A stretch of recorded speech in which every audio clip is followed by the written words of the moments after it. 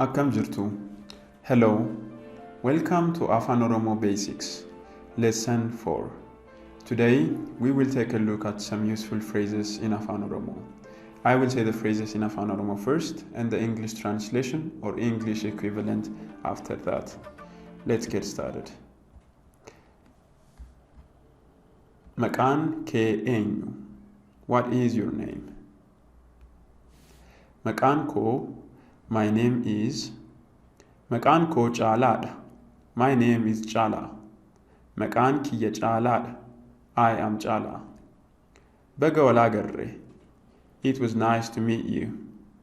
Waanan si argeef gammadeera. I am pleased to meet you. Umriin kee meeqa? How old are you? Umriin kiyya waggaa soddomadha. I am 30 years old. Eessa deemtaa? Where are you going? Caalaa, eessa deemtaa? Caalaa, where are you going? Bishaan naaf kenni. Give me water. Caalaa, bishaan naaf kenni. Caalaa, give me water. Eessaa dhuftee? Where are you from? Caalaa, eessaa dhuftee? Where are you from, Caalaa? Ani kanan dhufe. I am from. Ani Finfinneen dhufe. I am from Finfinnee. Hojiin kee maali? What is your job? Ani hojiin koo barsiistuudha. I am a teacher. Nagaan oli. Guyyaa gaarii. Oolmaa gaarii. All of these mean have a nice day. Hubadhe naaf gala. I understand. Ifadha. It is clear. Naaf hin galle. I did not understand. Afaan Ingilizii dubbattaa? Or Afaan Ingiliffaa dubbattaa? Do you speak English? Afaan Oromoo dubbattaa? Do you speak Afaan Oromoo? Eeyyee, xiqqoo. Yes, a little. Afaan Oromoo xiqqoon beeka. I know Afaan Oromoo a little.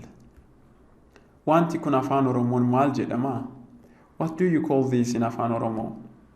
Imala gaarii. Karaa gaarii. Bon voyage. Dhiifama. Sorry. Maaloo. Please. Galatoomi or galatooma. Thank you. Galata argadhu.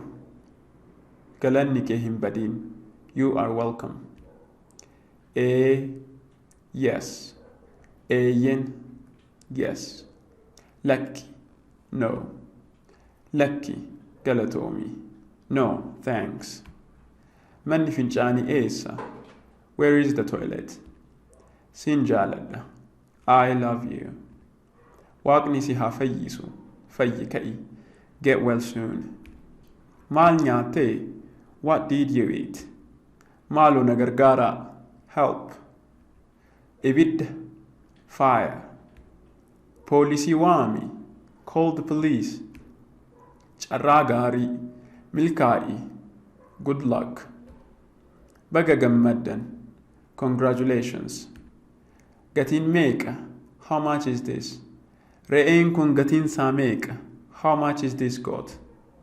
Ayyaana gaarii. Happy holidays. Guyyaa dhaloota gaarii. Baga dhalatte. Happy birthday. Maaloo naaf barreessi. Please write it down. Dadhabeera. I am tired. Akkamittan deemuu danda'a? How do I get to? Akkamittan balbala isa guddaatti bahuu danda'a? How do I get to the main gate? Hagam fagaata? How far is? Magaalli Jimmaa asirraa hagam fagaatti? How far is Jimmaa from here? Kuni maali? What is this? Yeroon meeqa? Sa'aatiin meeqa? What time is it? Caaltu, sa'aatiin meeqa? Caaltu, what time is it? Maal na gorsita? What do you advise me? Caalaa, maal na gorsita? Caalaa, what do you advise me? Ni jaalattaa? Do you like? Aannan ni jaalattaa? Do you like milk? Waan gatiin gad bu'aa ta'e argadhaa? Can I get anything cheaper? Yaada maal kennita? What do you recommend? Nan jaaladha. I like. Ani buna nan jaaladha. I like coffee. Uffata aadaa qabdaa? Do you have a cultural dress? Iddoon deemuu barbaadu? I would like to go to. Gaara Baalee deemuun barbaada. I would like to go to Baalee. Maaloo irra deebi'i. Please repeat it. Maaloo caalaa irra deebi'i. Caalaa, please repeat it. Maaloo suuta. Slowly, please. Maaloo suuta jedhi ofii. Please drive slowly. Maal jechuudha? What does it mean? Ogeessi fayyaa na barbaachisa. Doktorri na barbaachisa. I need a doctor. Thank you.